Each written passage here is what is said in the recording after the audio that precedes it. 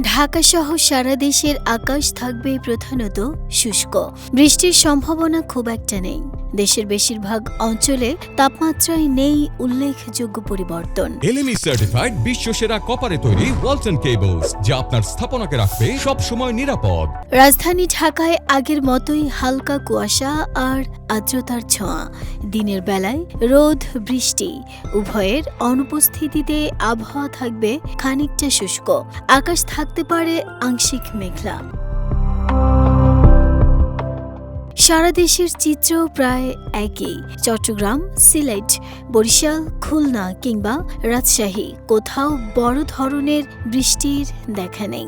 শীতের স্বাভাবিক আগমন ধীরে ধীরে বাড়লেও তাপমাত্রায় বড় পরিবর্তনের সম্ভাবনা নেই। তবে দিন ও রাতের তাপমাত্রার ব্যবধানে তৈরি হচ্ছে স্বাভাবিক ঠান্ডা অনুভূতি। আবহাওয়া অফিস বলছে এটিও মৌসুমি স্বাভাবিক প্রবণতার মধ্যেই পড়ে। আবহাওয়ার পূর্বাভাসে আরও বলা হয়েছে, দেশের বিভিন্ন স্থানে থাকতে পারে হালকা কুয়াশা, তবে এতে যানবাহন চলাচলে বড় কোনো সমস্যা হওয়ার মতো ঘন কুয়াশার সম্ভাবনা নেই।